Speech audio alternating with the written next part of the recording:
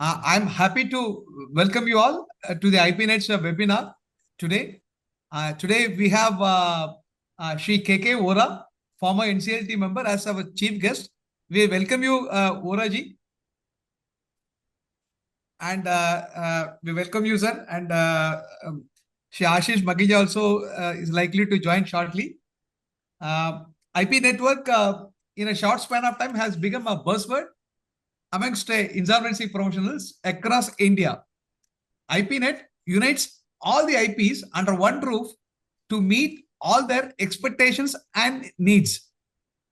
The common needs of IPs are enriching their knowledge, supporting clarifying their doubts in IBC, forum to represent their grievances, and obtain solutions. IPNet satisfies all these needs.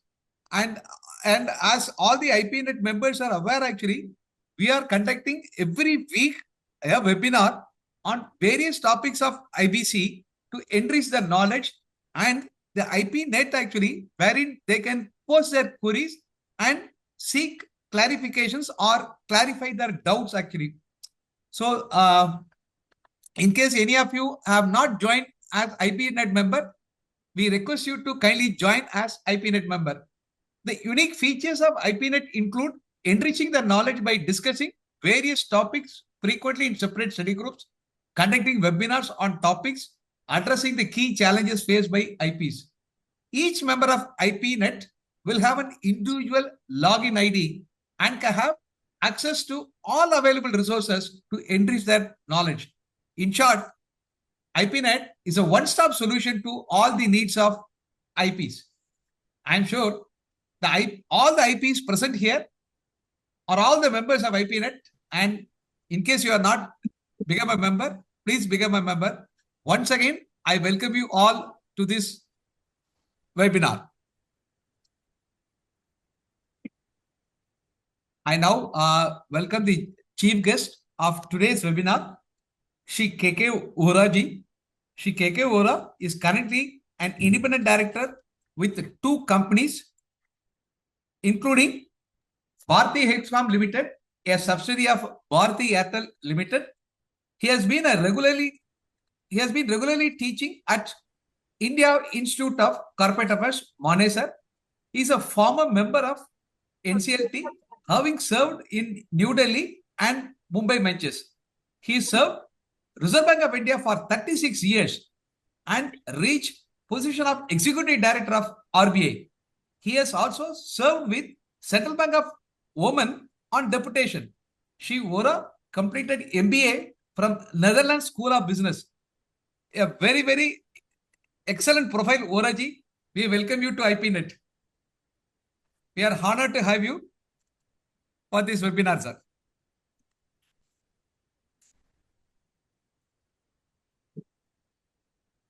Okay, should we start? Over to Ora ji. We would like to have, knowledge from your experience, sir.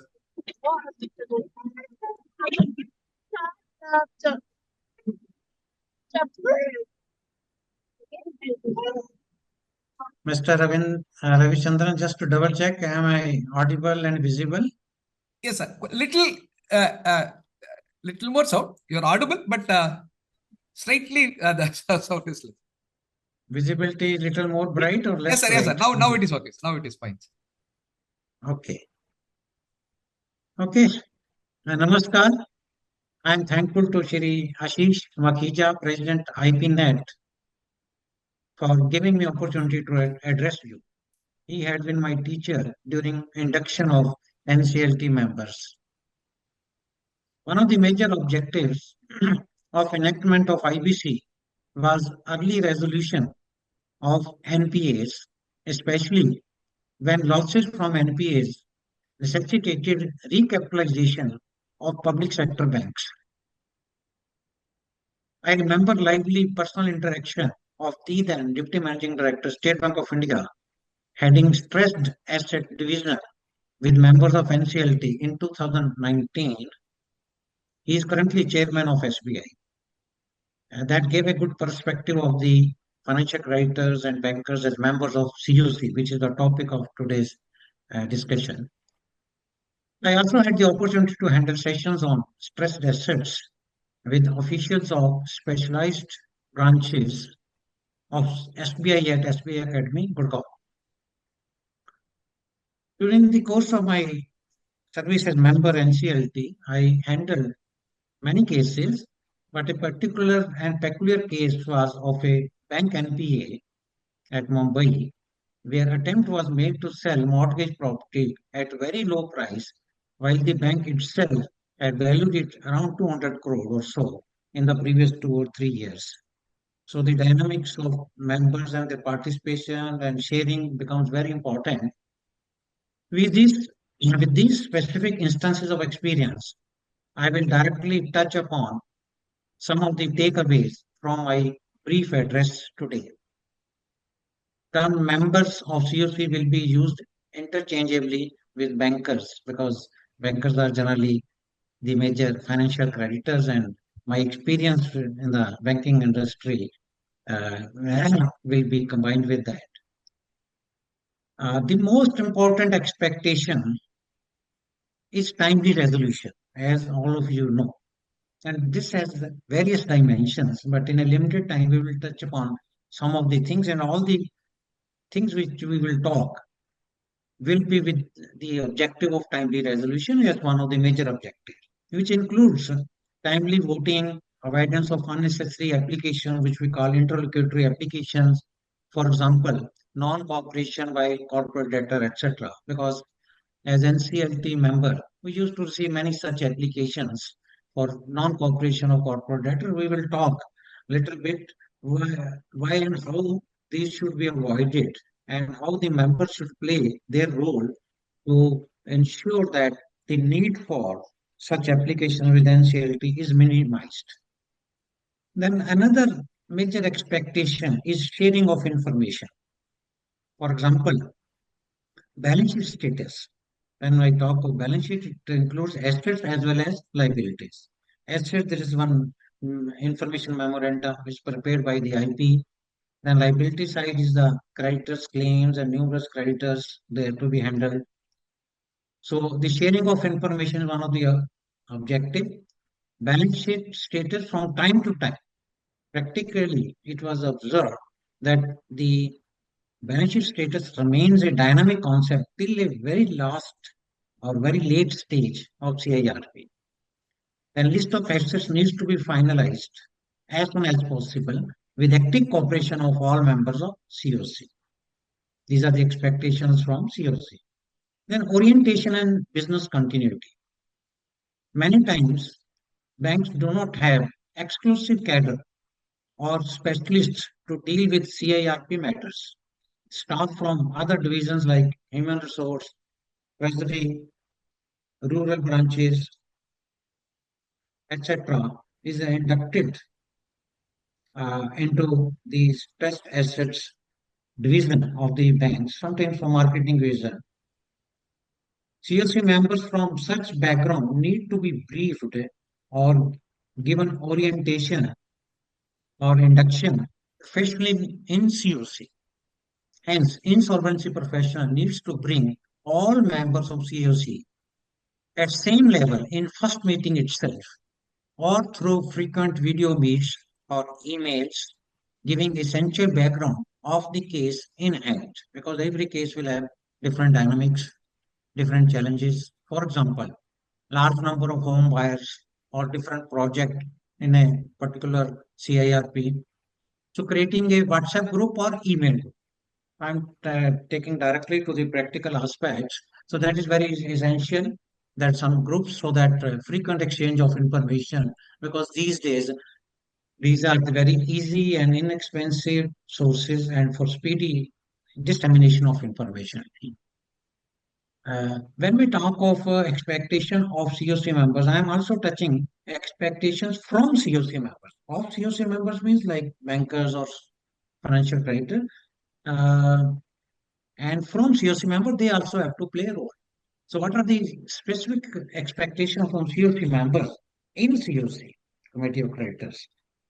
First and foremost is active participation of all the members. Without that, the effectiveness of COC gets diluted. all the things depend upon the active participation. Active participation can be sometime genuine, sometime it can be, due to procedural lapses or something. So we have to ensure that all members of COC are on board for all the matters, because missing any one or two crucial things can also be very significant. Then another expectation of COC members is support for insolvency professionals. You are all insolvency professionals. So what are the support which should be from the members of COC to the insolvency professional? And it can be both way. At the end, I will explain that it is a teamwork. So what is the support from insolvency professional for the insolvency professional by the member? Members should assist the insolvency professional in identifying, preserving, and maximizing the value of the corporate debtor's assets. They should facilitate IP to sort out problems, for example, taking possession of assets. Sometimes we have seen cases where registration of vehicles on expiry becomes an issue and the insolvency professional approaches NCLT. We ask that why don't you approach the relevant authorities? You have all the powers as EO. So everything should not be left to the hands of insolvency professional. Help by members of COC will prevent insolvency professionals from approaching NCLT repeatedly for non-cooperation by debtor and avoid delays. Because at some point of time, I found many such applications, particularly when I was serving in Delhi bench.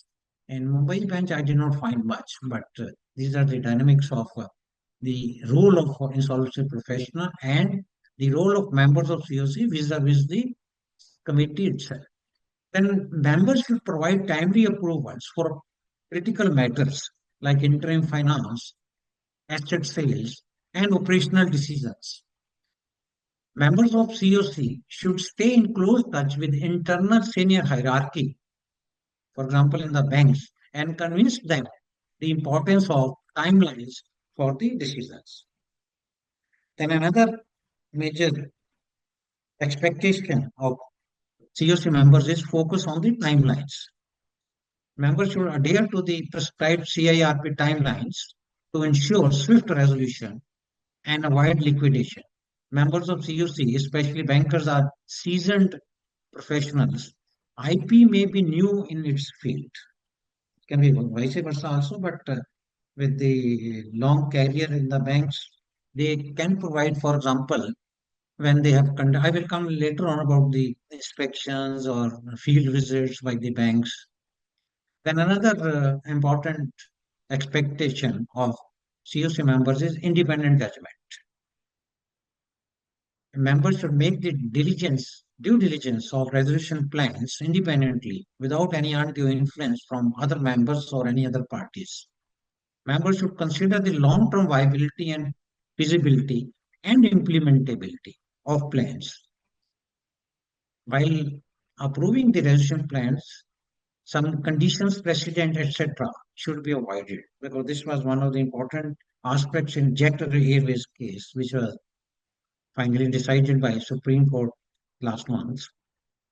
Avoid conditions precedent as far as possible, or if such conditions are really necessary, these conditions should be simple and implementable in a specific time frame. This will facilitate work of the monitoring committee. Another important role of COC members is value maximization. As you know, the preamble of IPC says maximization of value. So members should prioritize strategies and decisions that maximize recoveries or resolution from creditors collectively. Bankers have obligation to maximize value of their assets, that is, loans are their major assets, as they deal with depositors' money. Then another important expectations from members of COC is fairness and transparency. Of course, this along with the insolvency professional. Members are expected to maintain a fair and transparent approach toward all creditors, including operational creditors. They should ensure timely notices. The insolvency professional should ensure timely notices to all members on all matters at the same time. Sometimes insolvency professional deals only with members which have necessary numbers, for example, two-thirds for approval. But all members should be kept on board, as I mentioned earlier. Then another aspect in fairness and transparency is about the valuations and values, etc. Those should be in line with the previous valuations undertaken by the bankers. And if there are deviations, then certain reasons should be properly recorded. Sharing of information, especially by large creditors, is very important. Insolvency professionals should share selection process for forensic auditor, other specialists, etc., if any, with the members. Compliance with IBC. Members should follow the guidelines and responsibilities defined under the IBC and associated regulations. Conflict of interest management. Members should declare any conflict of interest, members as well as insolvency professional, any conflict of interest and abstain from decisions where personal or institutional interests are involved. They should ensure impartiality in evaluating resolution plans. Confidentiality. Maintain confidentiality of sensitive information shared during CIRP process. Avoid sharing privileged information with unauthorized parties. This becomes important when resolution plans process is initiated. Because one person says 100, other person says 110, something like that. If other people come to know, they say, no, we again want to revise our things. So confidentiality should be maintained at all stages. Constructive interaction. Members should work collaboratively with the insolvency professional to facilitate the CIRP. You're all insolvency professional, so you have to insist the members about this aspect to improve and make your effectiveness at the optimum level. Members should share, if convenient, internal inspection reports, if any. This applies to the banks. They conduct inspections of their borrowers periodically, many of them. Uh, they should try to share some of the extracts of the inspection reports, internal inspection reports of the securities mortgaged or visits of the field officers. They should provide necessary support and approvals to insolvency professionals for operational and administrative matters. Objective decision making focus on the overall resolution of the insolvency rather than individual recoveries or interest. Avoid favoritism or bias towards specific creditors or bidders. This happens frequently, especially for government departments or unsecured creditors. Those government departments no longer have superior status as earlier, but they should not be ignored almost completely in the resolution plans. In many cases, we found that taking the advantage that the government department do not have the priority now, so they were given almost nil share, something like that. Now, to recap the key expectation, I would like to say that there is no doubt that CoC plays important role, rather among the most important roles in the success of the insolvency resolution process. And other stakeholders in the entire process, whether it is NCLT or others, NCLT does not run businesses or takes business decisions. It is business community, which means CoC, which has to take care itself. Professionals like advocates, company secretaries, chartered accountants only supplement the work. CoC's commercial wisdom is well recognized by the system, and hence CoC members should higher responsibility. Expectation of CoC members can have optimum results if team spirit is inculcated among various stakeholders. Before I conclude, I will share some of the experiences, and they were quite noticeable and having a big impact on the entire process. I perhaps referred one case of Mumbai. We received it was a liquidation process. The application received and whatever fair value, etc., they had found the value around 68 crore, if I'm not wrong. It was with some public sector bank. I remember bank's name was Bank of Baroda. And it was a hotel project in Juhu area, about 600, 700 meters from the local railway station. And what we found was that the internal valuations just 2 years back, 3 years back was around 200 crore, 242 crore also was one figure about 3 years back. Then the question was why suddenly it has come down to 68 crore, something like that. Because resolution plans say 20%, 30% above is generally accepted. So banks have to keep a very close watch on these matters that their previous experience and the current exercise being done should not have much divergence. So whenever they explain, and there were 16 or 17 resolution applicants, and finally they went for, if I'm not wrong, liquidation or something like that. Then I had a strong view, and we did not allow that at my time. Then my term was over. I do not know what happened in the final that case. In fact, being in the banking industry, I happened to raise this issue with the senior management of the bank also, in a private, and I told that the bank should be very alert as CoC members what is happening. Anyway, so that is one thing. And what happened was that the valuer which had evaluated 3 years back, he was engaged for the valuation of this project, but for very small amounts of movable properties, but not for the main building. And they made many other pictures like top three floors were coming in the way of aeroplane landing, etc. But with all that, the valuation earlier, if it was 240 crore, it cannot be 70 crore, one fourth or something like that. So anyway, so that the role of the CoC members and role of IP, etc., becomes important. Another case which I handled, again, I did not agree with that. I don't know what happened with that case. It was in Delhi bench, and some building had come, and they said it should go to liquidation, something like that. And this was some theater, film theater building in something Filmistan, if I'm not wrong. It was the name of that place. And I remember from my childhood memories, very important place and all that. And it was explained that it does not have much buyers or so. But in earlier proceedings, somewhere I found that because these days many such theaters, old theaters, even Regal Theatre Delhi, they are being converted into malls. Not all, but some of them. So I said, why not explore this possibility? But there was not satisfactory answer for that. And businesses, they always look for profits or so. So the role becomes very important. Again, that was also very throwaway prices also.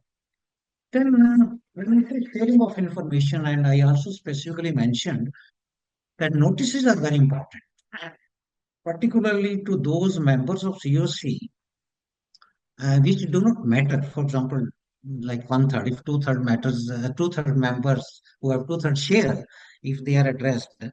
So once I found that I was informed that the notices were issued, that there was no response. Then I went into the addresses, and some bank branches or banks addresses were there, and it was written that not traceable.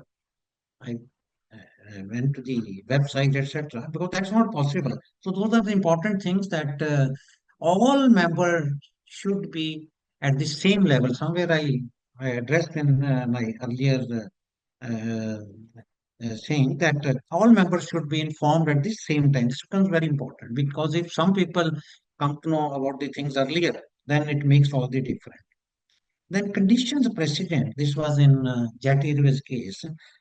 In fact, I had written one or two earlier judgments of Jati Airways in Mumbai bench. What happened was, most of you must have by now come to know that in this resolution plan was approved and certain conditions precedent were prescribed to be fulfilled by the successful resolution applicant. And I think there were five conditions, like they will get license from Director General Civil Aviation, they will get permission for flying the on different routes, things like that. So what happened was that the successful resolution applicant, and they were supposed to do within certain time frame, like 180 days or something like that. Extendable was with another 90 days. So what this successful resolution applicant, he engaged some professionals, etc. And later on, he approached NCLT to pay for the fees, etc., of those professionals. Because if that becomes the case, and if NCLT allows that, then unless those expenses are met by the debtor, corporate debtor, the conditions as admitted or as accepted by the successful registration applicant will never be fulfilled, and it will be like a cycle. So we did not agree for that. We said otherwise payment of expenses by the corporate debtor, I think corporate debtor was SBI or some other banks, will become a precondition for meeting the conditions precedent which the successful registration applicant has already agreed.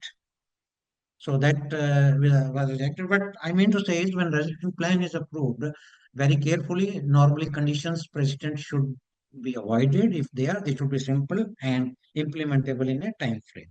I think there are many instances of experiences and day in and day out we used to handle. But in this short time of my address, I will close at this stage and I would like to thank you once again. Over to you.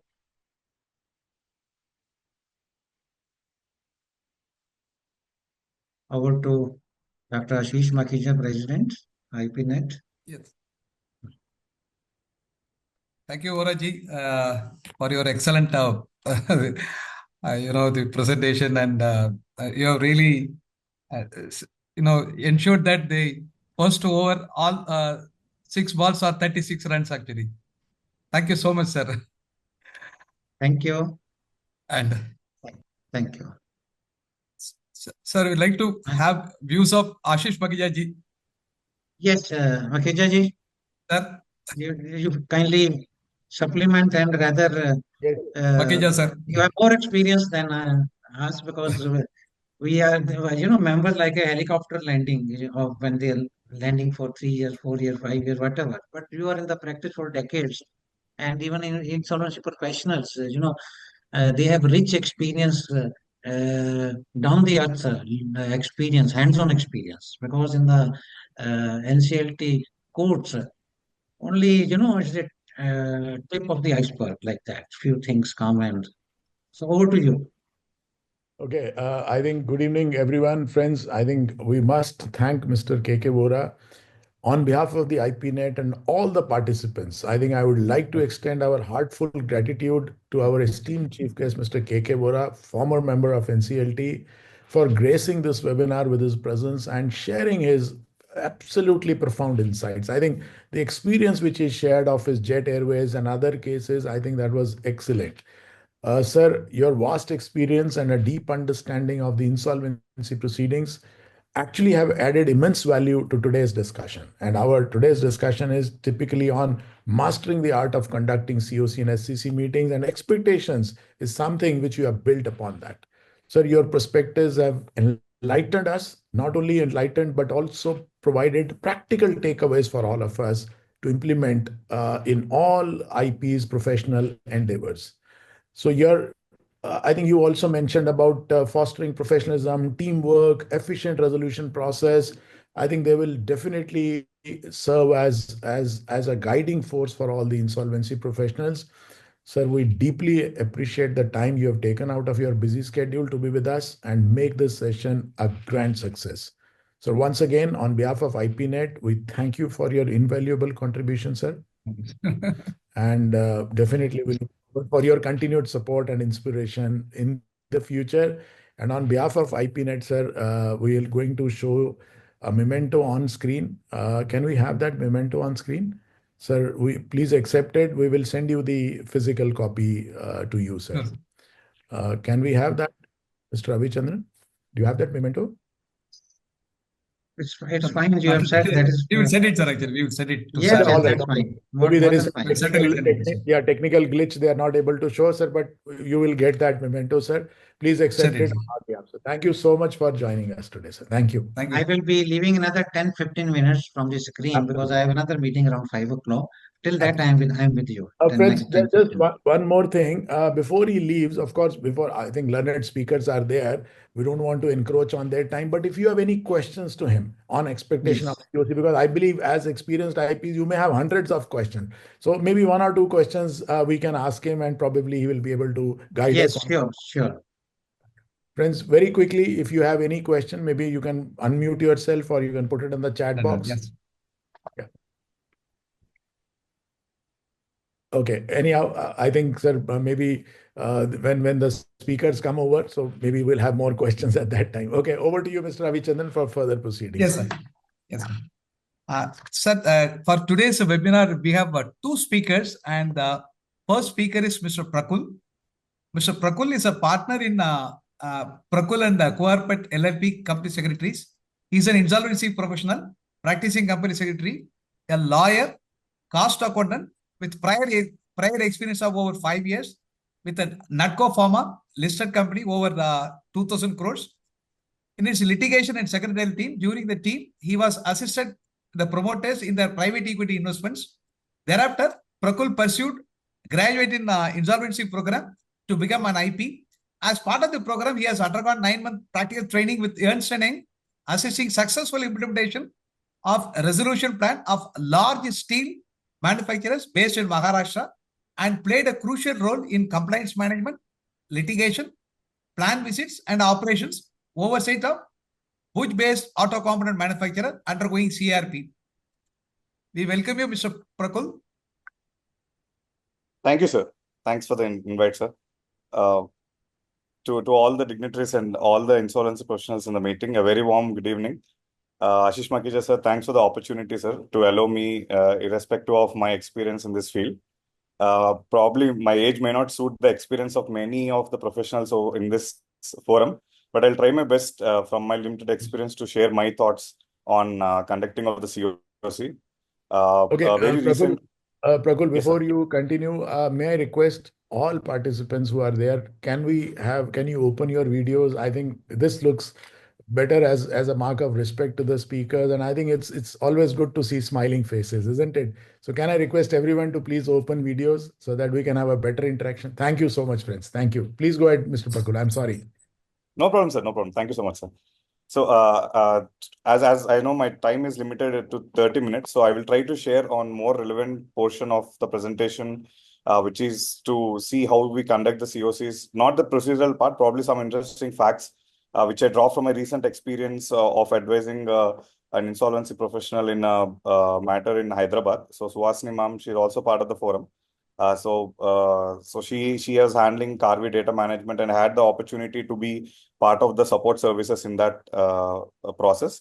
And in that CIRP, we had over 47 CoC members, all financial creditors, of which around 30 financial creditors used to be part of the meetings, and of which we had active participation from all commercial banks, almost 10 to 12 commercial banks, randomly posing questions on every agenda we put into the meeting. So it was quite challenging for us. At the same time, it was very satisfying once we build that rapport of understanding with the CoC members. Once the CoC members start trusting us on our advices, that gives a lot of professional satisfaction for us.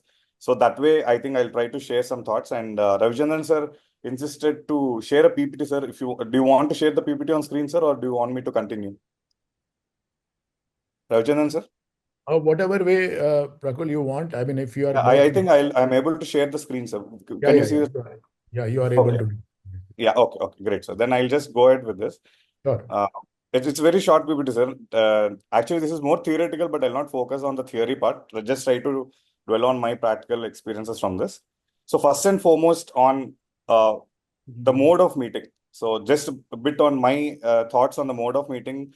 To crack a proper CoC meeting, we need to know when we need to have a meeting electronically, and if we feel an in-person meeting is going to add value to the discussion, it is always preferred to have such in-person meetings, so that a lot of discussion which people might not open up in the electronic meetings, they actually tend to come forward and share their thoughts in the in-person meeting, particularly talking about financial creditors. So we did this successfully in a previous case, in the case which I was referring, wherein we had almost 15 to 16 creditors who are present in person, and we also had a parallel electronic meeting running for through video conference. So wherein we proposed the plans for voting.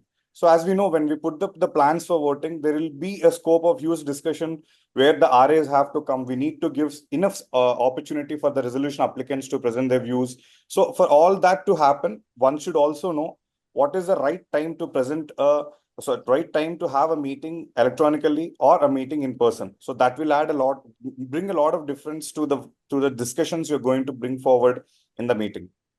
right? So that's one thing I wanted to capture as a pointer from this meeting.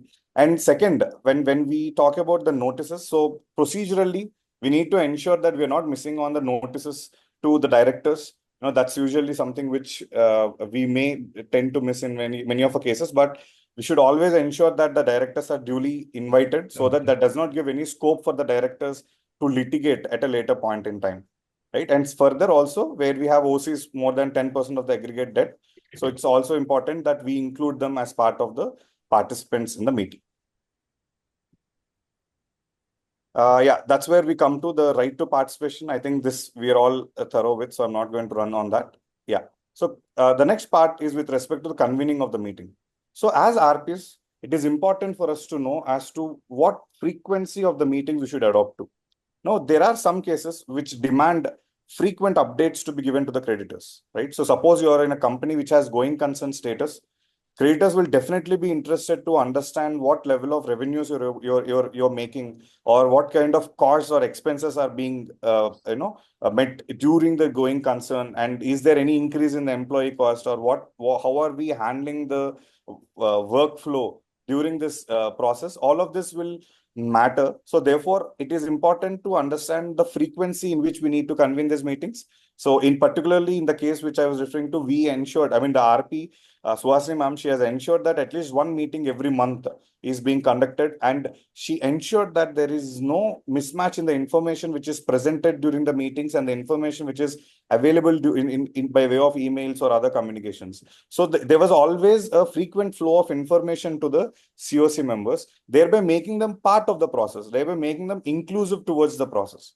So keeping the creditors informed on what's happening in the process is extremely important, particularly in cases where we have going concern.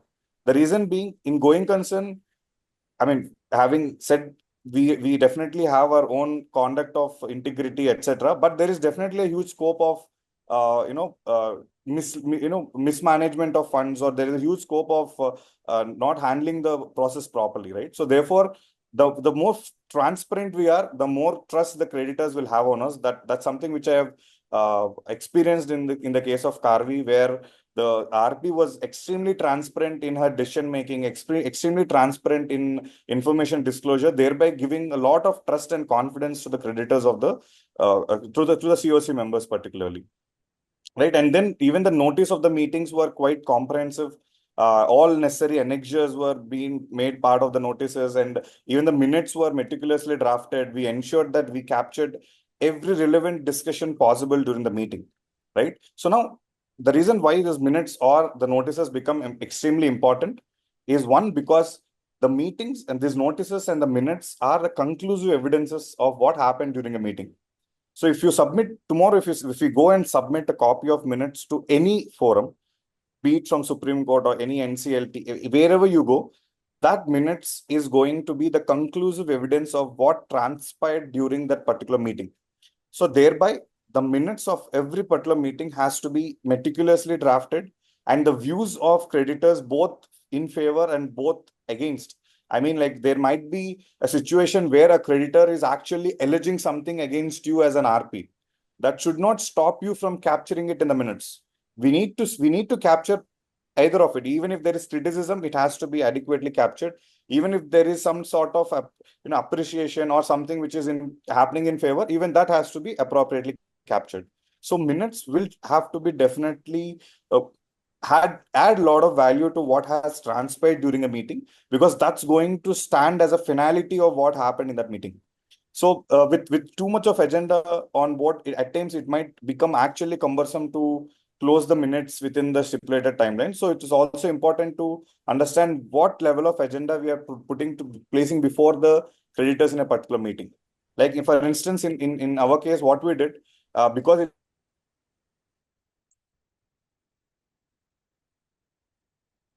ensured that in one meeting, we only proposed resolutions pertaining to approval of resolution plan and consequential items. So we did not tend to go overboard in proposing random resolutions for cost approvals or for any other approvals which we might need from the CoC. We deferred all of it for a subsequent meeting. The reason being, we had majority of our bankers being scheduled commercial banks. Now, they all have to take their approvals from their committees. Now, for the sake of approvals, if these resolutions, which are not concerned with resolution plan, are also mixed along with the resolutions concerned with resolution plan, there can be some level of confusion at the time of seeking approvals from the higher committees. So in order to address that, what we did is we only proposed the resolutions which pertain to approval of resolution plan and allied resolutions under regulation 39A, BA, C, D, what those 4 regulations which are mandatorily to be proposed at the time of approval of a resolution plan. So that way, and the minutes, we carefully balanced it to ensure that the CoC members have focused attention to what is being proposed in the meeting. So that's something which I feel is one of the ways we can take control of how the CoC meetings can be conducted, because the more we present in the meeting, the more chaos it can be. So therefore, that's something which I felt is one one area where we all can make some difference in terms of what is being proposed in the meeting. And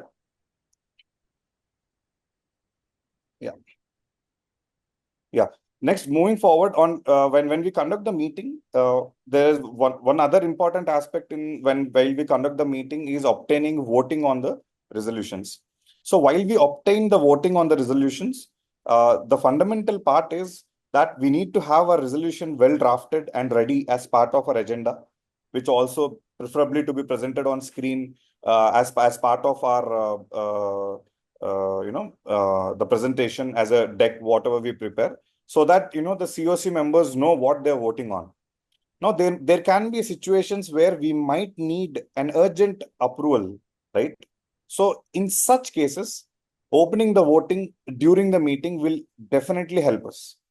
Like for instance, in our case, there was a situation where one additional resolution applicant who was not part of the final list, out of nowhere, they came and filed a suit against us. Basically, they sent an email stating that they want to participate. However, because the timelines have lapsed and plans have already come, we had to reject. So then they immediately went to the NCLT challenging the IRP's email, stating that they cannot participate in the process. So they challenged it. And it is coming up for listing on the next day. And on the previous day, we had a CoC meeting. It was a coincidental meeting. But what we did in that meeting, we as a team, like the IRP and ourselves, we made a strategy. We approached the CoC members with a strategy, explaining that, boss, this is a situation where we have to go prepared. The moment we are not prepared, NCLT may pass any order. So let us welcome it. Let us, maybe if suppose NCLT is willing to, or NCLT is allowing the participation, then let NCLT give 10 days time, maximum of 10 days time for submission of the plan. Let us have this strategy in place, or maybe 15 days or 20 days. So we had this strategy in mind. We proposed it to the creditors. So it was a well-prepared strategy put forward before the creditors. And we explained them the pros and cons of it. Then we requested them to vote during the meeting. So luckily, we received the requisite majority during the meeting itself. And then we kept the meeting voting lines open for another, so for some more time. And then, but by then we have recorded what is the crux of the meeting and the crux of the discussion, right? So we had basic approval during the meeting itself. And immediate next day, we were able to press that before the NCLT and say what? We've received a favorable order from the NCLT stating that, okay, we are allowing this fellow to participate, but the maximum time is another 10 days or 12 days, whatever was in the order.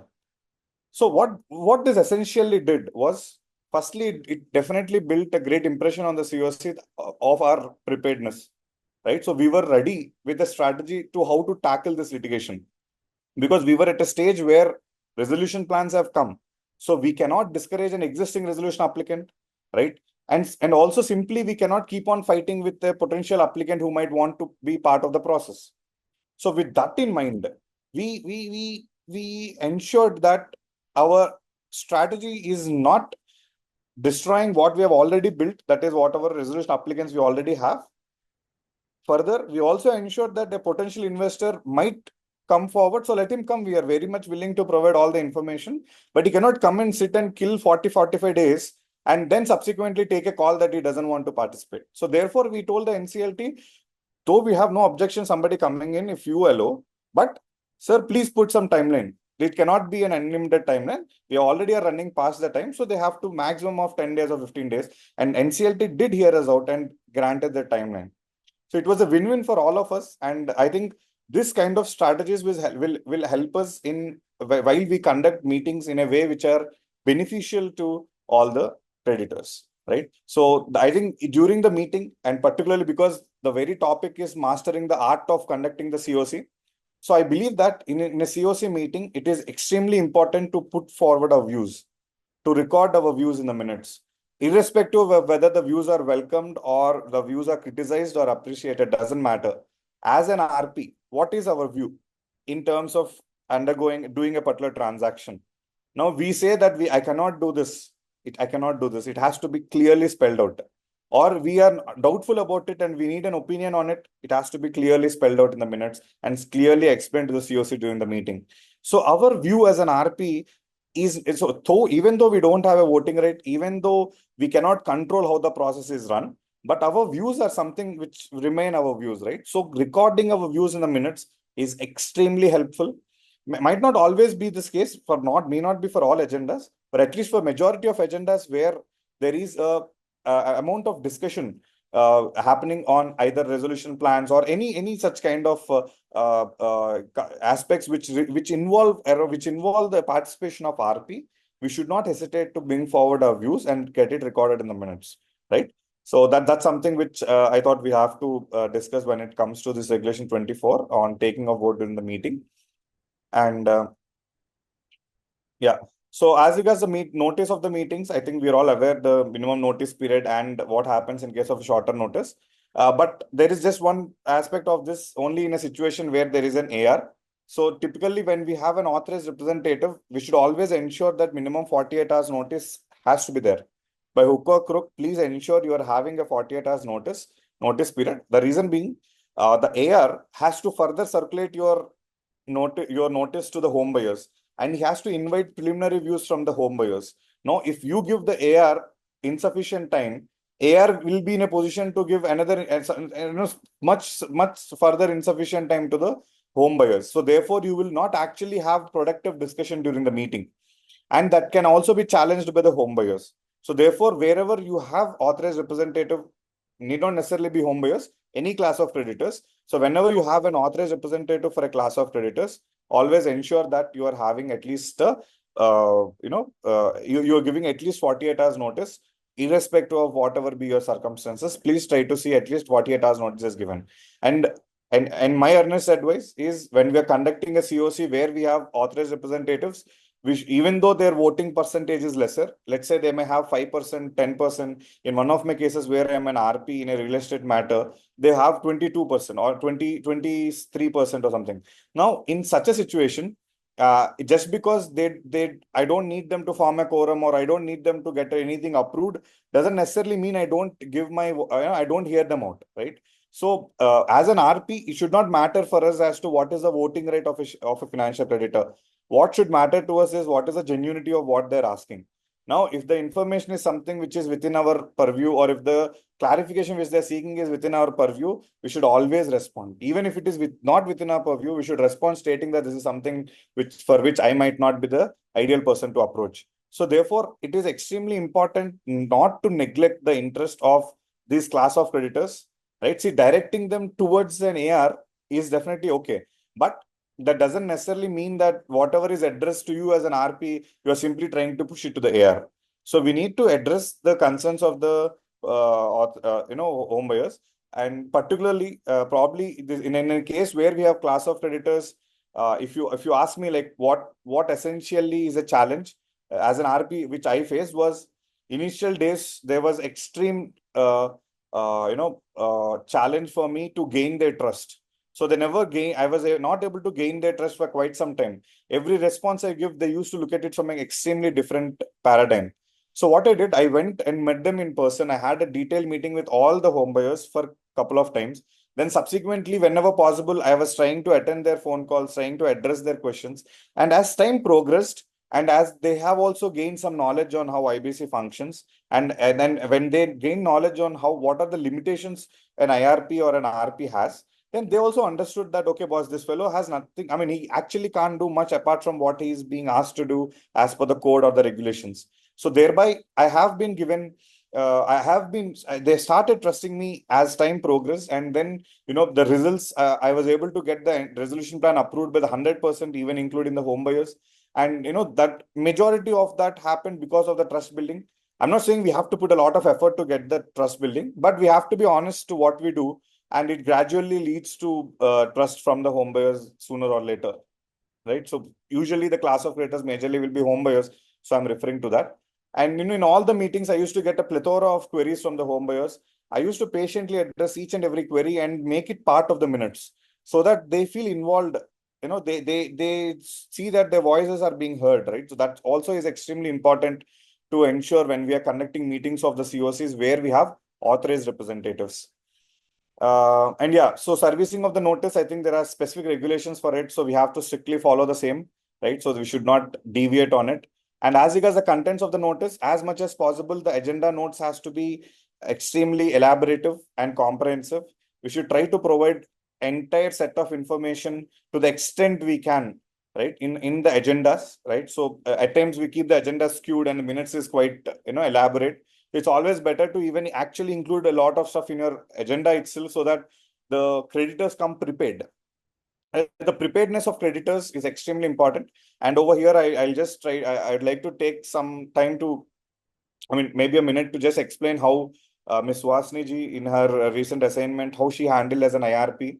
Though we used to prepare the notice in her guidance, but she used to take time to reach out to the creditors, explain them in brief, she used to summarize what are the basic agendas which will be discussed in the meeting. Now, what it used to do is it used to set a tone, right? The creditors used to come with a certain expectation. So they used to come with that expectation. And since they already discussed some of it with the IRP, they used to build that conversation. And thereby there used to be productive discussion on a particular agenda, right? So therefore, that's how I think it's important for us as members of the, as RPs, to ensure that we have that dialogue with the creditors even before the meeting begins. Not that we are influencing them, definitely not, but it is just that we are explaining them in brief on majority of these agendas which might need their attention, right? Because we may need some voting on them on a particular agenda. So we can actually emphasize them that this is one agenda where I would be needing your views, sir, or this is one agenda where I might need your intervention.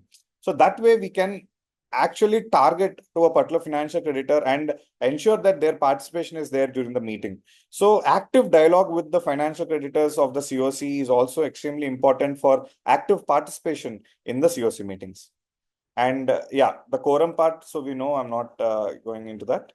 Yeah, participation to the VC is just one thing that when we're conducting the CoCs, we need to patiently mark the roll call and record the entire roll call and keep, of course, the entire meeting is recorded, but keep that as a backup because attendance of a creditor is also extremely important. And we need to have the quorum throughout the meeting, right? So if you're just checking the quorum at the beginning and at the end, then we are doing a blunder. So we need to see to it that the quorum is there throughout the meeting. Even in the middle, if one creditor is out, it means your quorum is not met. So you have to pay attention to your quorum throughout the meeting. And that's actually an important task. So most of the times I'm sure that you would have the presence throughout the meetings, but just in case it's not, then I think we need to pay attention to the voting share of the revised voting share once a creditor exits from the meeting during the meeting. So that's about it. And of course, as we move forward on the conduct of the meeting, yeah. So we will the RP, the chairperson of the chairperson shall be the RP, as we already know. And as regards the the minutes circulation, so we have a stipulated time period of 48 hours. So it's a clear indication from the IBBA that we should not delay in circulating the minutes, thereby delaying in the decision making from the creditors. So our endeavor should always be to see to it that we have minutes are prepared at the earliest. And if there are any comments, so there are different practices of different insolvency professionals, so I'm not going to comment on that. So one practice is where you circulate the minutes and you invite comments, and based on the comments, you circulate the revised and final minutes.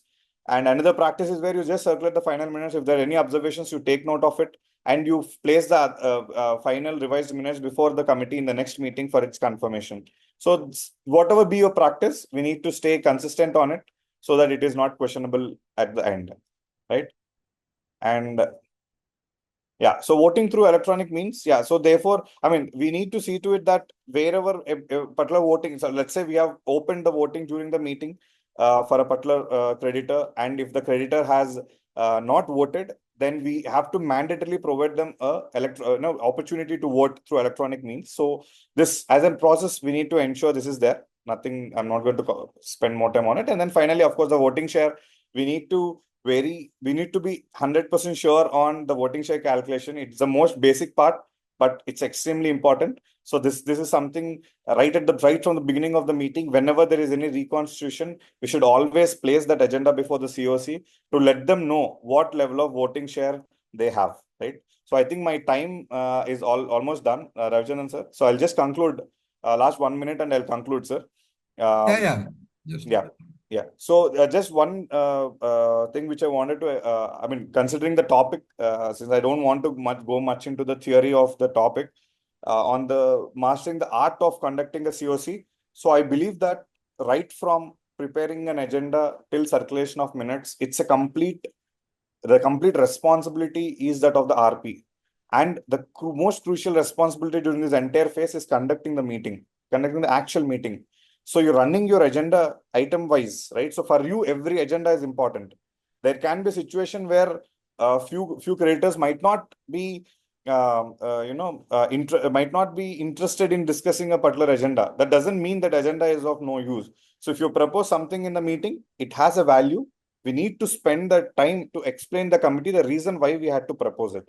No, at times time might not permit. Agreed. You defer it to a subsequent meeting, but it's giving equal importance is also important. At the same time, the priority of the process. So where we are in the middle of a process, we should also know what is a priority agenda, which we need to ensure that it is being brought to the notice of the creators at the right time. So, that is an art which we have to practice from time to time. So in each meeting, we need to know which agenda to put forward at an appropriate time, and which agenda to keep it at down the list, so that it'll attract less attention from the CoC, right? So playing such kind of gimmicks is also important in a CoC meeting, but all of that comes out of understanding of your creditors, and of course out of our experience when we are dealing with cases. That's about it from my side, sir. Thank you so much, Ravichandran sir, for this opportunity. Thank you, Suhasini ma'am, for proposing my name to take this session. And thanks everybody for your patient listening. If there's any questions, I'm more than happy to address. Or if you have any thoughts to share, please feel free to do so, sir. Thanks, Mr. Prabal, for your wonderful presentation. Sir. And we have a Q&A session also. And we have questions in the chat box also. I'm looking at it. Kindly go through the questions in the chat box. Yeah. And we will reply during the question and answer time. Sure, sir. Hope that is fine with you. Definitely. We will also take it. And we are happy to introduce the next speaker, Mr. J. Vinod, who is an insolvency professional, and he has over 30 years of experience in finance and strategic management in large corporates, and he has over 6 years of consistent experience in managing insolvency and bankruptcy cases. Core team member with other experienced resolution professionals who are managing large IBC cases, and he's got rich experience in strategic planning in resolving financial stress and other matters of companies. Yes, Mr. Vinod. Yeah, thank you. I'm audible and yes, visible Mr. Vinod. perfectly. Yes. All right. Yeah. Now, my role is mastering the art of conducting SCC. And Prabhu sir is already wonderfully explained all about mastering of conducting CoC. But what is the difference between CoC and SCC? That's the biggest chunk of the things of the whole process of thought process. How can we become the mastering of conducting the art of conducting the SCC? In the CoC, the decision maker is the CoC member. IRP, RP, one way we can say an executor. But in the SCC, CoC members are only consultation purpose. The decision maker is always the liquidator. Therefore, mastering the art of conducting SCC is become very important for the successful running of the liquidation process. Revision, sir, is okay that the PPT is little bigger. I will shortcut and do it, sir. All right, not an issue. So now I just wanted to highlight on one section, section 35.2. The liquidator shall have the powers to consult any of the stakeholder entitled to distribution of the proceed under 53. Means we can individually consult the stakeholder as well as jointly conduct the stakeholder, provided any such consultation is not binding on us. Provided further that the records of such consultation shall be made available to all stakeholders. The above power of the liquidator empowered the liquidator to step into the shoes of the decision maker, since SCC only a consultation body and the decision of the SCC is not binding on the liquidator, and the liquidator therefore ensured that all steps taken up in time-bound manner of maximization the value of the assets to promote the entrepreneurship, availability of credit, and the balance and the interest of all the stakeholders, including alteration of in order to priority of payment of government dues. For achieving this above, the liquidator shall comply with the provisions of the IPC code, that is must. More than that, the liquidator shall travel through the all possible ways beyond the code, addressing the issues either by consulting SCC member individually, collectively, or otherwise. Or otherwise is having a better meaning, which will come to you, which will explain you in coming up sessions.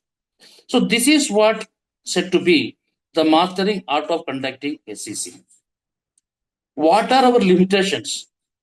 Our great today's guest Vora sir is already explained what are the cooperation what we required from the CoC as well as SCC. Of course, non-cooperation and non-availability of data, documents, information from the suspended management is a big limitation. Non-cooperation of the employee workman is another limitation. Non-cooperation of the stakeholders, I mean SCC members, not paying for the liquidation expenditure, big concern. Not approving the critical decisions and resolution for months together, big crisis and big limitation. Unlike CoC resolutions, the resolution taken in the SCC has not come up for to save you, because we can say it is the decision of the CoC. But here in SCC, you are having the superseding right power. So the decision and resolution passed in ICC to be taken very due diligence. After due diligence only, you have to take it. How do we approach it? In a simple sense, each IBC assignment is just like a commando operation. If you do, otherwise, others will act and you will have to face all that act. I hope all we understand what I try to tell you. If you successfully handle the liquidation process, the SCC member will remember you, and mind you, this is your biggest platform for IBC business marketing strategy and marketing area. If you do better, they will call you and give you assignments. If not, you lost forever in that field. Now, how do we do it? Unlike CARP, in the liquidation process, you are the decision maker. With all limitations, what we said above, without any memorial approach and within the ecosystem, we need to act. Even if there is no one to act, you need to apply your commercial wisdom than SCC members. Your power, as defined in section 35(1), subject to the decision of the adjudicating authority, liquidator having following powers. Means you are itself is not having the power, subject to the decision of the adjudicating authority. Therefore, take your decision after the same reported to adjudicating authority for the directions when you are stuck up with SCC for following matters, but not limited, but only after properly reported that in the minutes. Now, liquidation 31.810 says, provided that where the liquidator take a decision different from the advice given by the consultation committee, he has record the reason for the same in writing, submit the records relating to the said decision to the adjudicating authority and to the board within 5 days of the decision and report in the next report. I mean progress report. Now I am just limiting my area to the first meeting, subsequent meeting, admission, rejection of the claim, the funding for the liquidation cost, the fees of the liquidator, realization of the security interest by the secured creditor, intricacy in the land in the liquidation estate, assets under the attachment of government authorities, including PMLA, filing of obligation of PUFE, filing of obligation under fraudulent trading, willful trading, non-cooperation of the suspended management, and dealing with the NRRA, dealing with the timeline. So we will take one by one within the time available with me. The first one, we are going to take the first SCC meeting. This SCC meeting is supposed to be conducted within 7 days of the liquidation commencement date. So we have only 7 days. Even we don't get the 7 days, because after we get the order copy from the NCLT, that may take itself time, but still we have to conduct the meeting within the 7 days. So within the 7 days, whatever the information we knows, because if we are given a consent, we know that this is coming up. We have to work well in advance and gather all the information from available resources and get ready to face it. Now the situation is that, provided that the request received from any member which is having a collective 33% of the voting right, we have to call the meeting of the member. Further, liquidator shall convene the subsequent meeting within 30 days of the previous meeting, but at least one meeting in a quarter. I have listed some illustrative agenda for the first meeting, which I will come back after discussing the other segment. Then I have listed some illustrative agenda item for the subsequent meeting, which I will come back after discussing the other intricacy items, because these are generally all of you knows. Now I just wanted to take it up on the item number 4, admission of claim. That is on the page number, for your confirmation, sir. It is on 6th. Item number 4.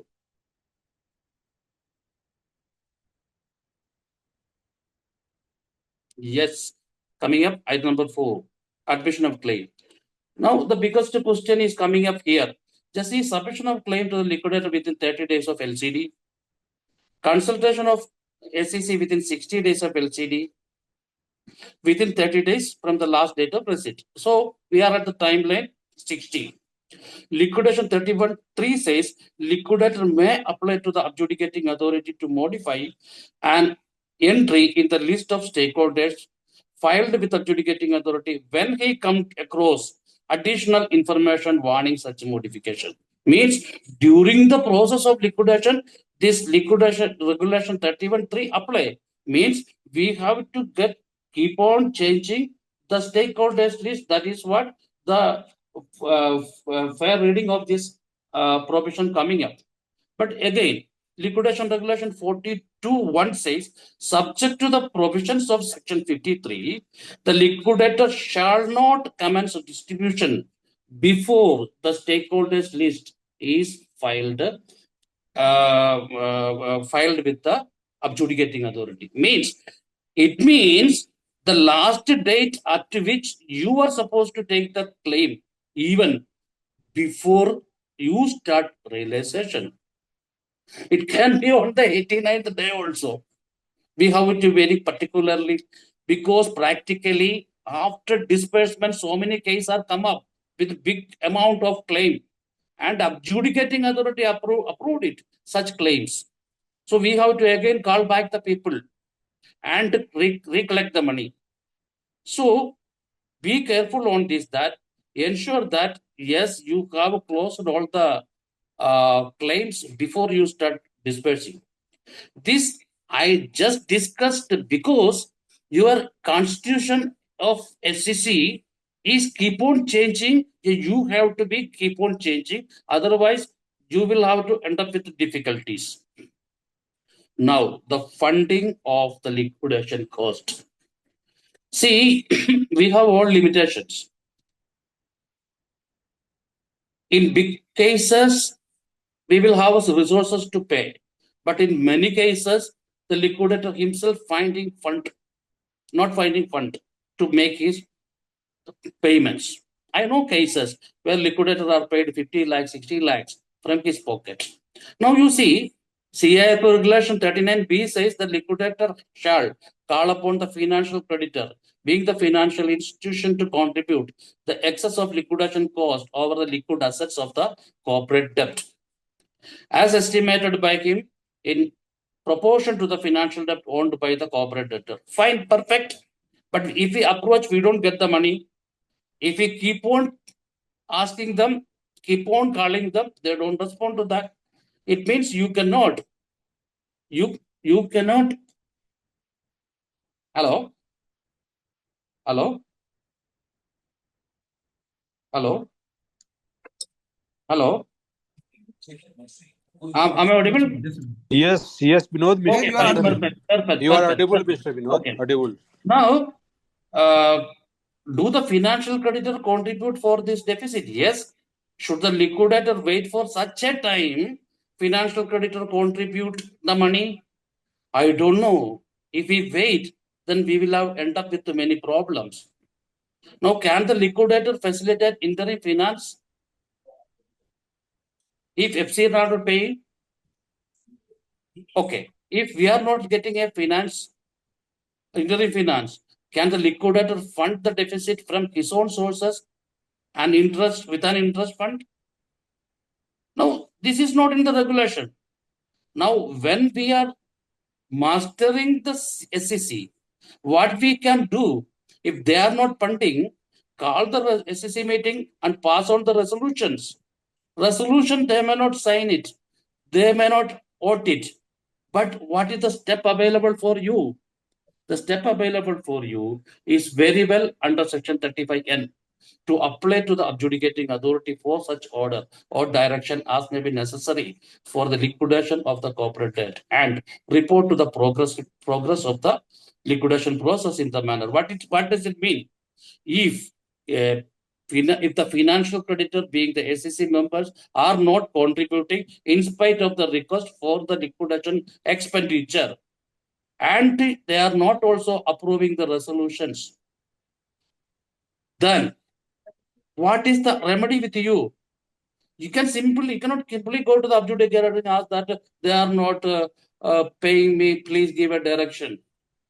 That is one option available, of course. Where banks are involved, they are even not paying. These are the real scenario. So all these problems, you are going to face it in the SCC. Now, why can't we give a resolution that I have tried to get the interim finance, which I am not getting it. Of course, I can fund it from my own sources with an interest of this much. If that's not possible, you approach adjudicating authority Section 35N that, my lord, kindly please direct them to pay, or allow me to spend the expenditure as per the estimated expenditure given in 2EA, at their interest cost this much. Now, somewhere that decision has to come. So this type of problem we will have to face. What I mean to say that, don't stuck with the problem. Come with a solution and approach the appropriate authority to get the direction. If you are getting the direction, you are empowered. You can take even your money to invest in the project. So now, the fees of the liquidator. Why I am highlighted this matter here? I have a lot of friends across India, IP friends. They say, I'm not getting my fees, I'm not getting my fees, I'm not getting my expenditure. This is the, this is what, that is what, it is okay. My dear friends, we have to be clear one thing, that the liquidator fees is not to be paid by the financial creditor, because there is a clear-cut provision available in IBC that it is need not to be shared by the financial creditor unless the liquidator is leaving and new liquidator is coming up. Now, what does it? Section 34B says the insolvency professional proposed to be appointed as liquidator shall charge such fees for the conduct of the liquidation proceedings and such proportion to the value of the liquidation estate assets as may be specified by the board. Fair enough. Now, section 49(9) says the fees of the conduct of the liquidation proceedings under section 8, I mean 38(8), 34(8), shall be paid to the liquidator from the proceeds of the liquidation estate under section 53. So, mind you, friends, while you are dealing with SCC, kindly should not worry that I'm not received my fees, because your fees is supposed to be come from the 53 waterfall mechanism. So that is already clear in the law. So we cannot expect that the financial creditor will pay for that. Because of this issue, you should not have any mindset in the conduct of SCC meeting that will not mastering you in successful conduct of the SCC meeting. Now, realization of the security interest by the secured financial creditor. This is the big issue what we face always. The trigger thing is going like this. Liquidation regulation 21, a presumption on the interest, a security interest. A secured creditor shall inform the liquidator. Apologies, sir. Your screen is not visible. Apologies. My screen is run not by me. From the back office, it is running. I'm sorry. Just a minute. Just a minute. I'm just going for that. And so, sir, it is at the page number 7, item number 7.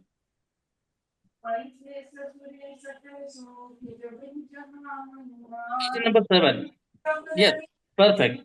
Now, the secured creditor shall inform the liquidator of its decision to relinquish its security interest to the liquidation estate or realize its security interest as the case may be in Form C or Form D of the Schedule 2. Perfect. What is the time?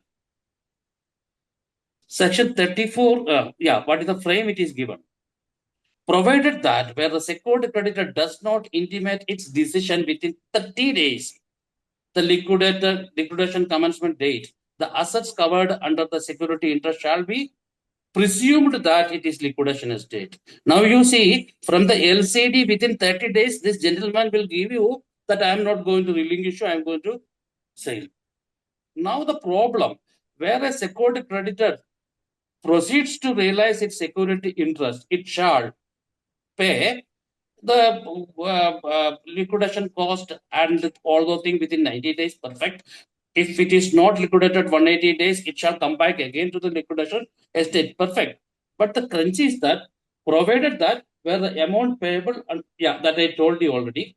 Now the problem where it is coming, where a secured creditor fails to comply with the sub-regulation above, what I said, within 90 days, they have to pay the liquidation expenditure and the and its share, or 180 days if they are not selling, it should come back to the liquidation estate. So 180 days and 90 days gap is there, but before that, the basic problem is that sir, I am at page number 9. The secured financial creditor now informed the liquidator that its intention not to relinquish the security interest within 30 days. Sir, it is 9. The table is coming up there. Yes. Perfect. Yeah. The secured creditor informed liquidator its intention not to relinquish the security interest, that is LCD 30. The liquidator shall revert to the secured creditor within 21 days of the 30 days. So within 51 days of LCD, the liquidator has to decide what he has to do.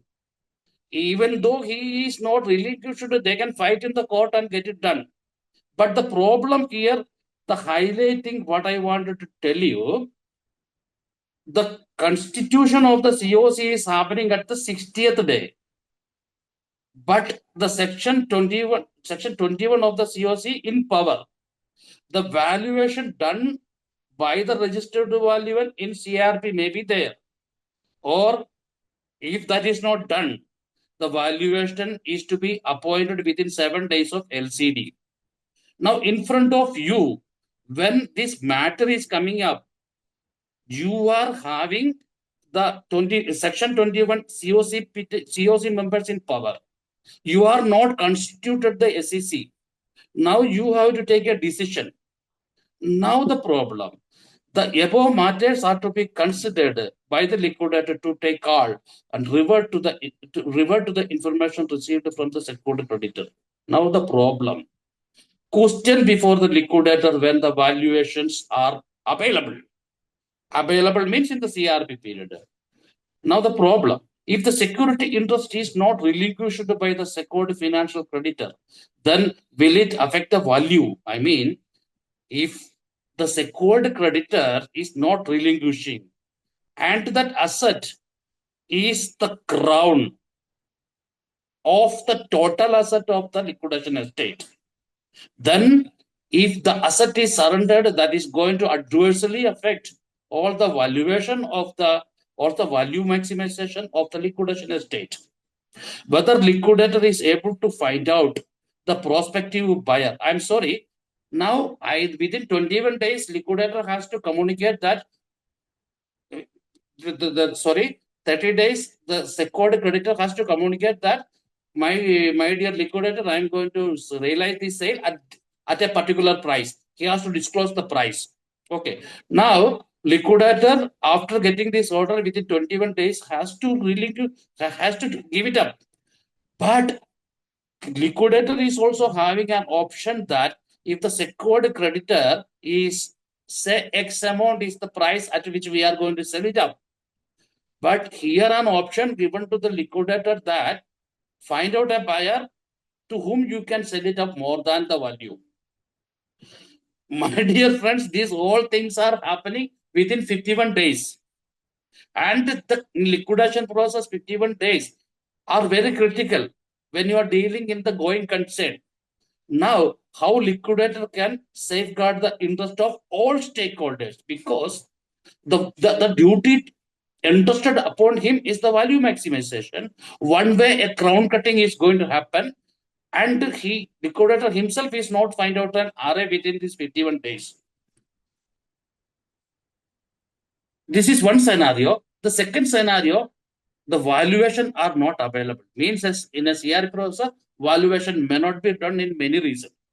What is the effect of value maximization? What will it affect? Will the surrendering of the security interest is going to be a crown cutting? Efforts to be made to get competitive value well before 51st day. Finally, sir, I am at page number 10.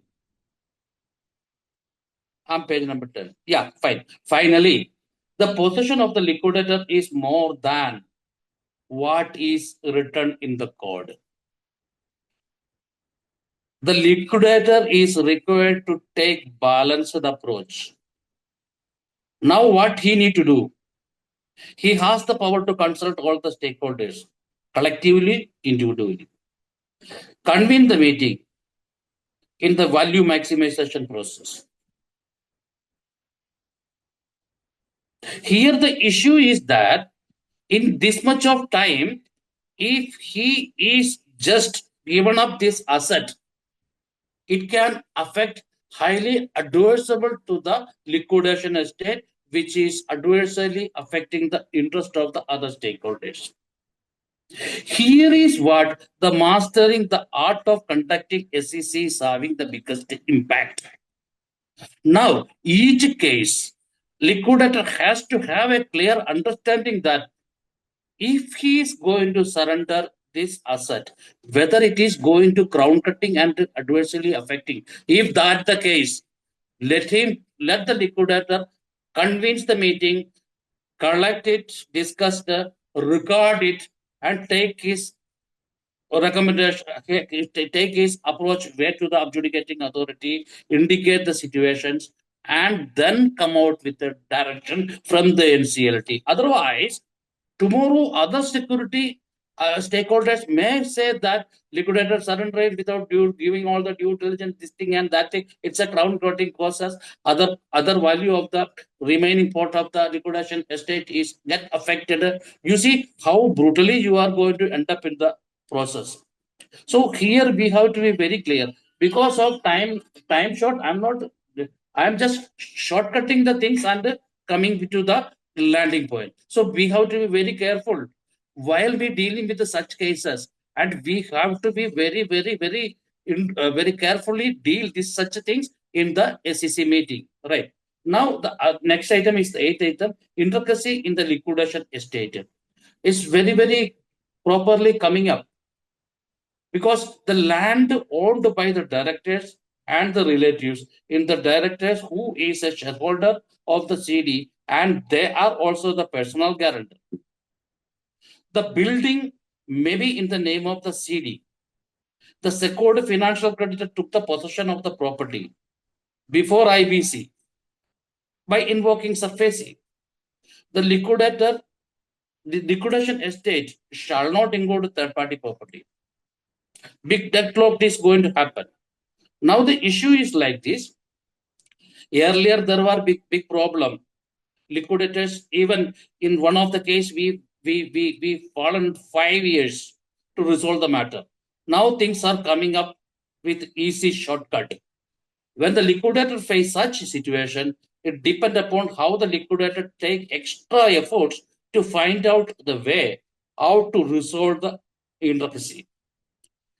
And in such initiatives are to be discussed in the SCC and take consultation of the SCC member.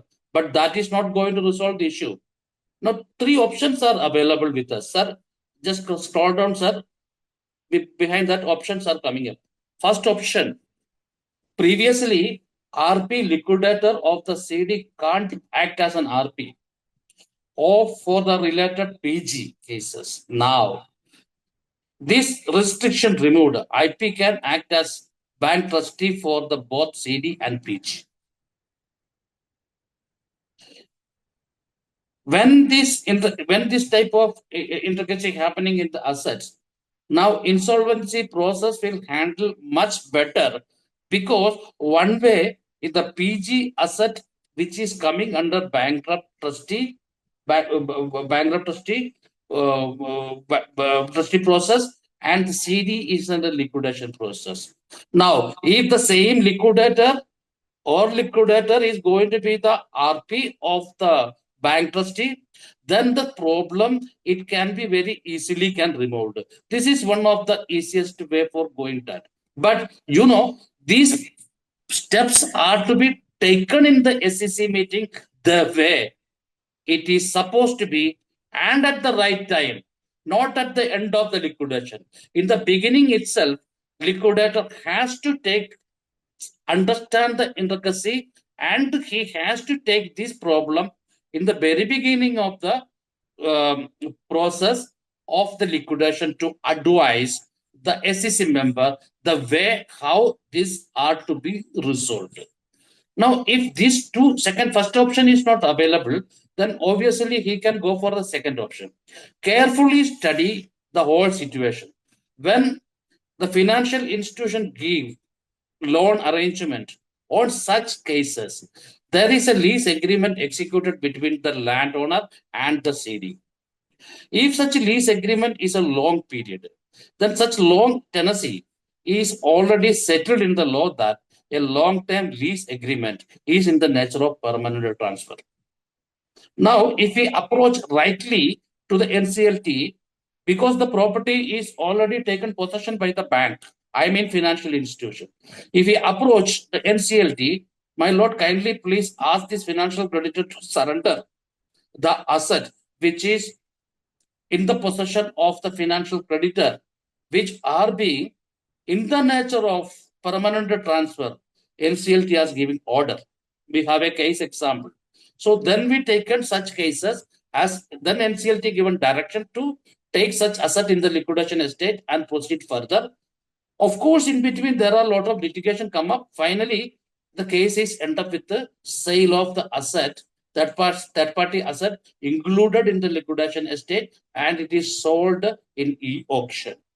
The third option is available is that the combined sale of asset by the secured financial creditor and the liquidator together. Okay, that is one way of the thing. So why I included these topics?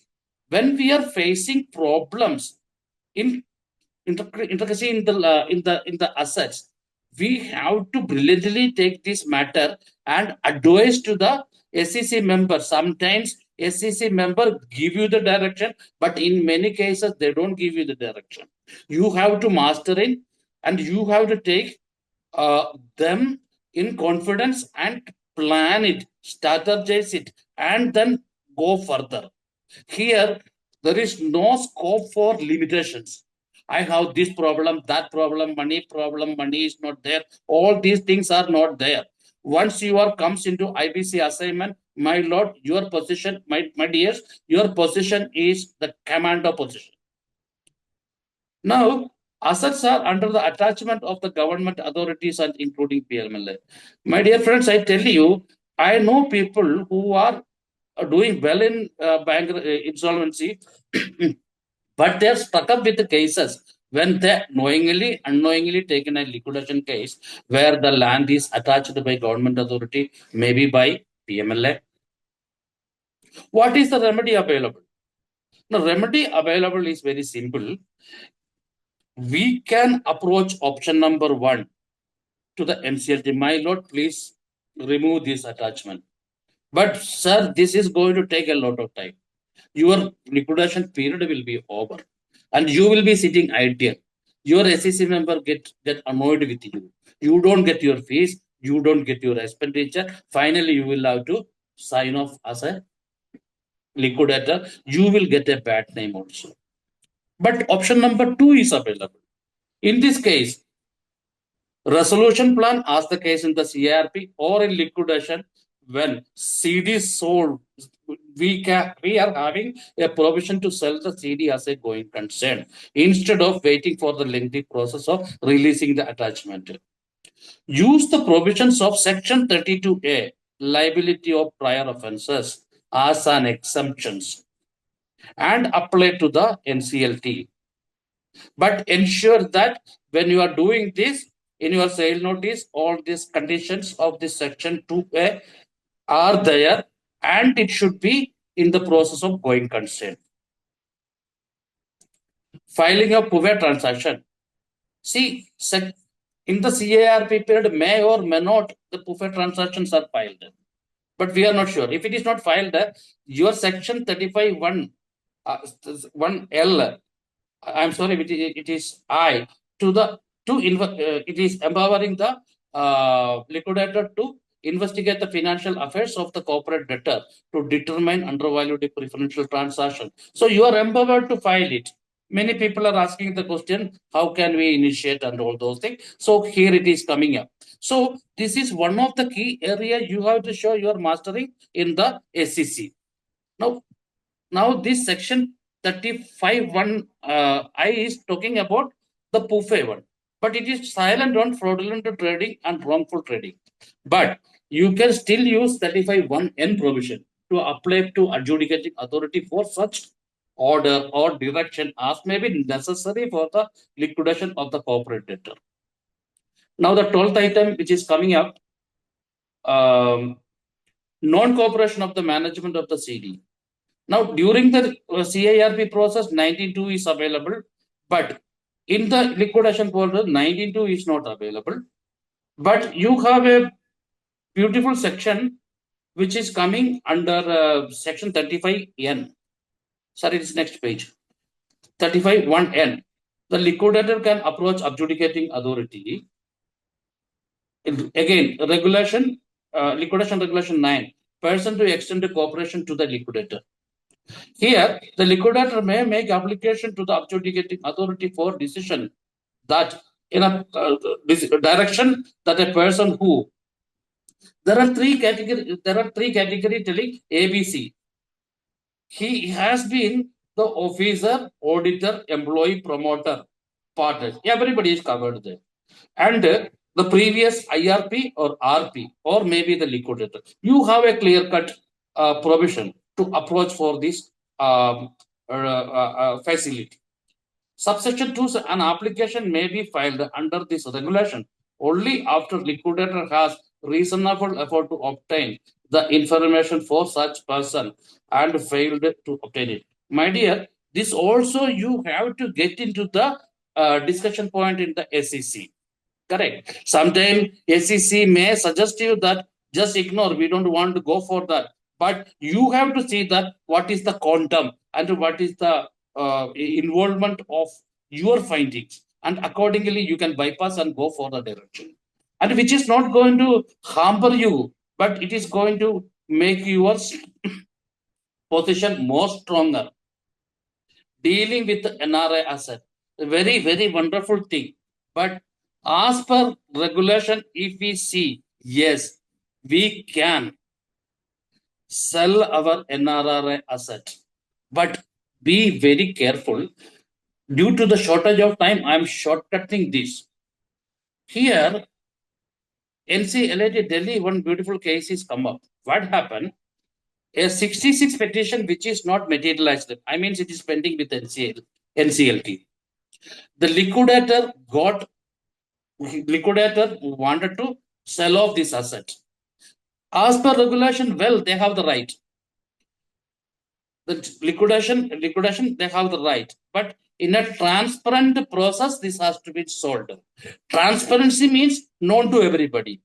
But beyond that, there is something more. What happened? It was some 25-30 crores, 66 application. For some meager amount, less than 1 lakh rupees, the assignment deed prepared. It was questioned in NCLT. What is the question? It is an enrichment to the party. This much of value before materializing, you are transferring to the other guy. It is not acceptable. Went to NCLT. NCLT is also said not possible. Now, again, this liquidator went to Supreme Court. Supreme Court said, you are not agreed party. I cannot answer for you that. But Supreme Court says, these are to be dealt with case to case. So be careful here. What are the caution note I wanted to tell you? The caution note is prepared based on the viewpoint of the NCLT judgment. So I just not going to read it, I just tell you, when you are going to enter into an agreement for the sale of NRR asset, be a PUFE or a 66 or any instrument, its value is not confirmed or it is still pending with the NCLT. Make sure that you are not transferring this asset for a fixed amount right now, which is having far difference with the actual litigation. You can take an upfront about, but please make this assignment in such a way that the final consideration is payable amount the happening of the event. You can say the event. I mean, final recovery, the final consideration is the amount at which it is going to be get materialized. And the proceeds are to be shared between the stakeholder and the assignee in a ratio. Here there is no unjust enrichment. In such cases, it is possible.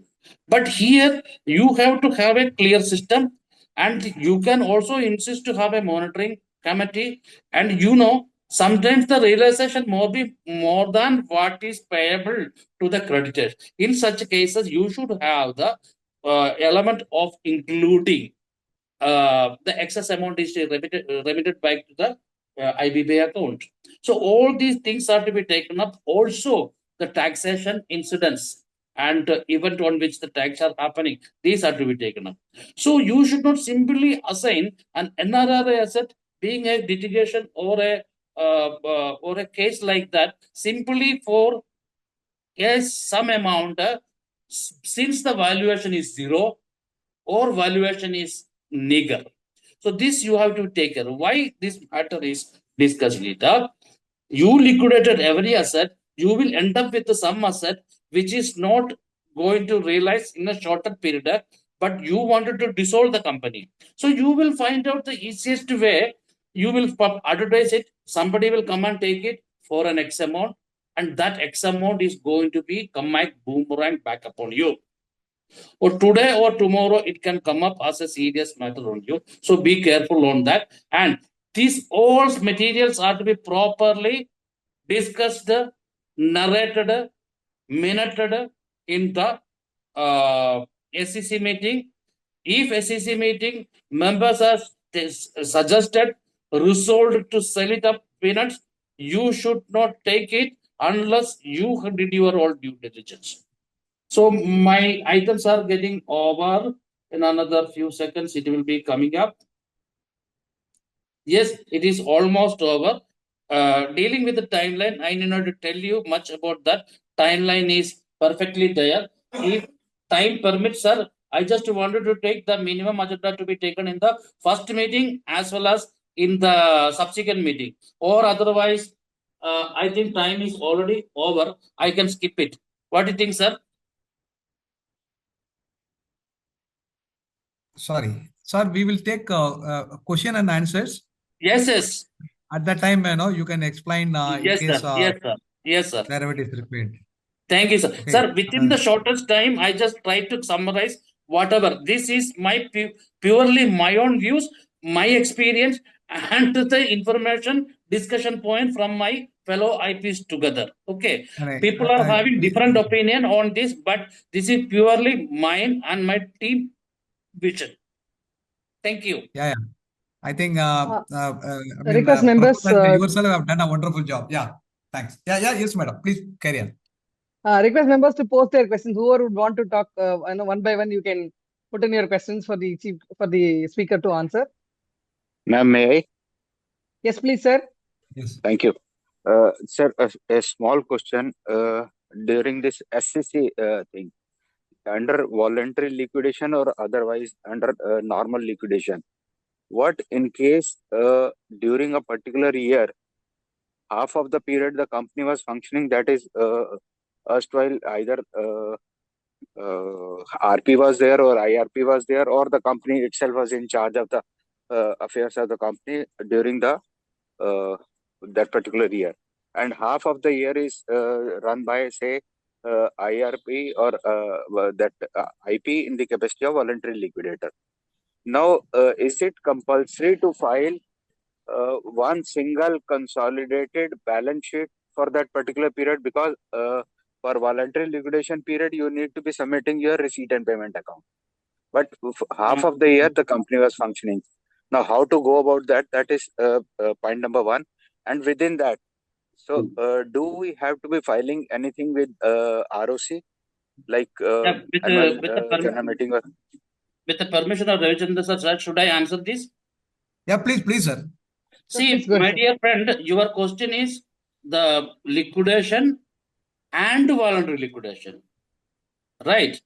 Here itself, primarily voluntary liquidation, sir. Yeah.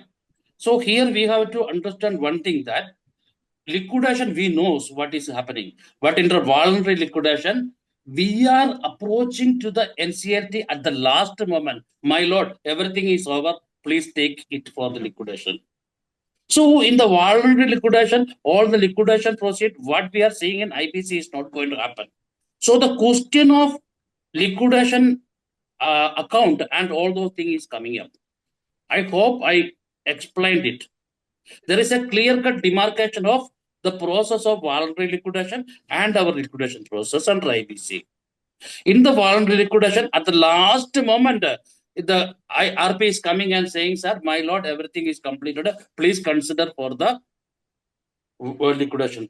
Okay, so all the process of liquidation is not happening in the voluntary liquidation. So in the voluntary liquidation, all the functions of the company, the way it is supposed to do in the normal course of all statutory which are supposed to be in the normal course is to be done because it is conducted by the CD himself.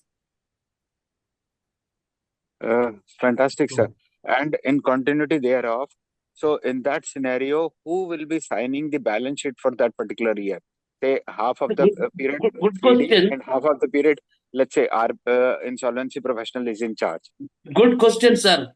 The company has to do it, but see in the voluntary liquidation, RP is not taking the company. The CD himself is running the show. He is only a compliance officer. So everything is in the name of the CD. All officer will continue, and he is just a compliance officer.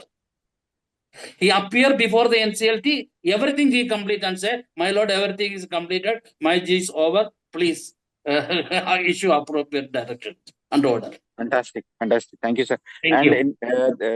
With the permission of fellow professionals, in continuing therewith, let's say in case the voluntary liquidation is not completed within 1 year, then I'll be approaching Honorable Adjudicating Authority for extension of the period or explaining the reasons therefore. Really speaking, in the voluntary liquidation, is there is any timeline is there? I don't Yes, find sir. any timeline. 100% it is there, sir. I'm sorry.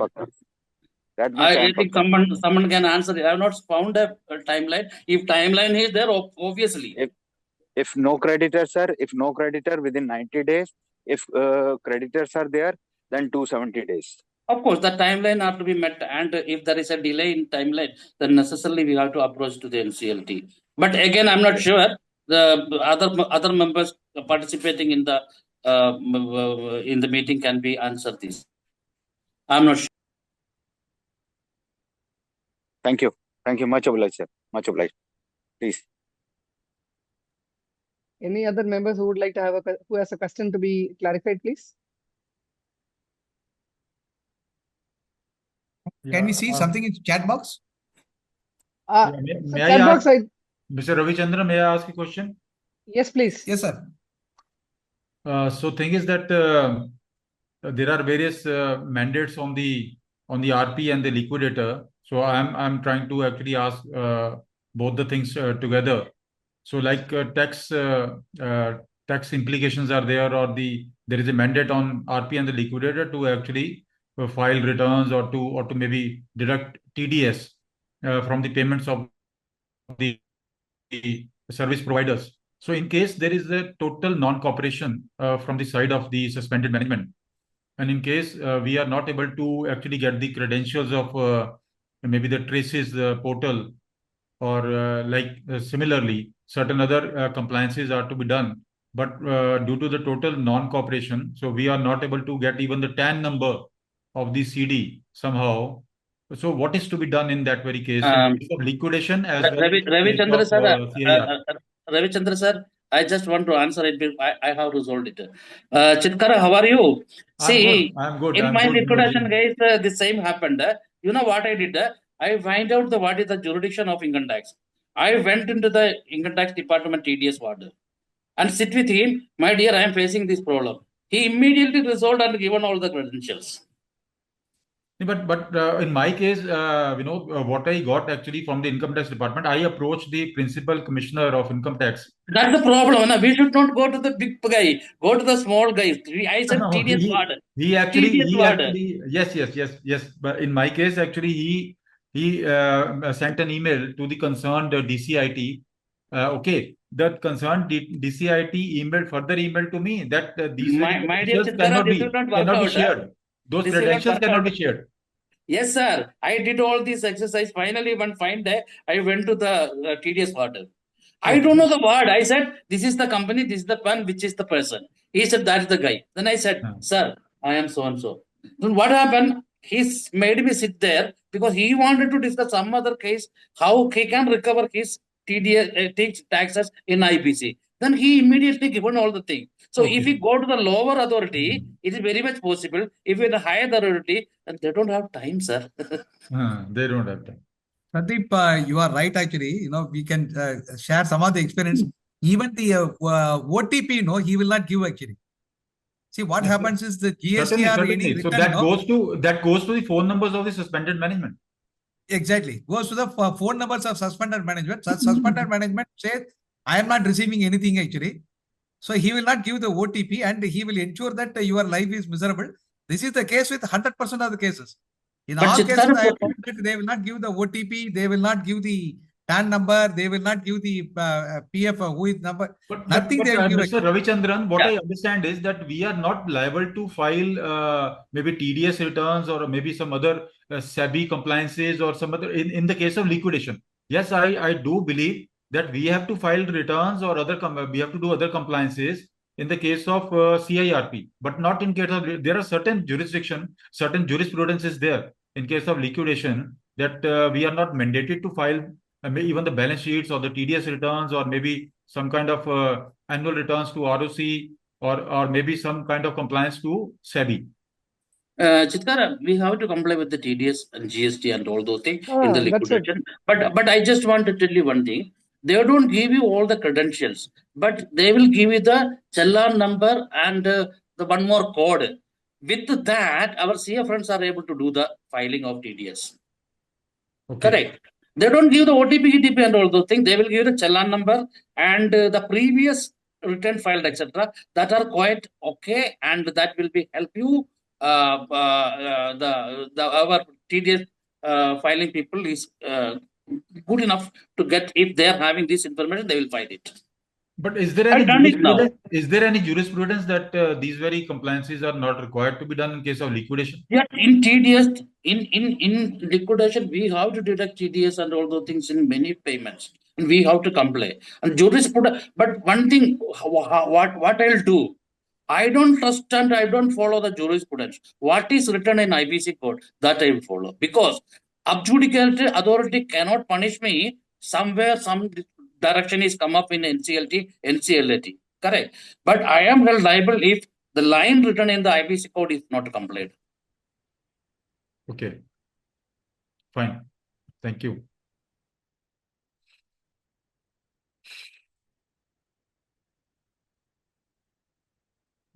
Any other question, members? Ravi sir, I think we can close the meeting with the further announcements. Mr. Rajiv Agarwal is there? Rajiv Agarwal? Yeah, for the next week announcement. Yeah, I'm Rajiv Kumar Agarwal from IPNet. Hello, is it audible? Yes, Mr. Rajiv. Yes. Please we proceed. are thrilled to invite you to our 16th webinar scheduled for 20th December from 4 to 6 p.m. The topic is valuation of intangible assets under CIRP and liquidation. Our chief guest is Dr. S.K. Gupta, is the Managing Director of Registered Valuer Organization of the Institute of Cost Accountants of India. And our esteemed speaker is Mr. Vikas Goel from Calcutta. Join us for an insightful session exploring the valuation of intangible assets under CIRP and liquidation. Stay tuned for registration detail. We look forward to your participation. Thank you. Thanking you. Thank you, Mr. Rajiv. If there are no other questions, we would like to thank Shri CoC Vora, who was the chief guest today, former NCLT member. We profusely thank him. We also profusely thank Mr. Prakul and Mr. Vinod for their detailed presentation. And I am sure that because of their detailed presentation, the questions were less, because I could see that so much of efforts were taken to ensure that there are no doubts in the minds of the readers, doubts in the minds of the listeners. So you have taken so much of pain, Mr. Prakul and Mr. Vinod. I could see that, and we profusely thank you for that.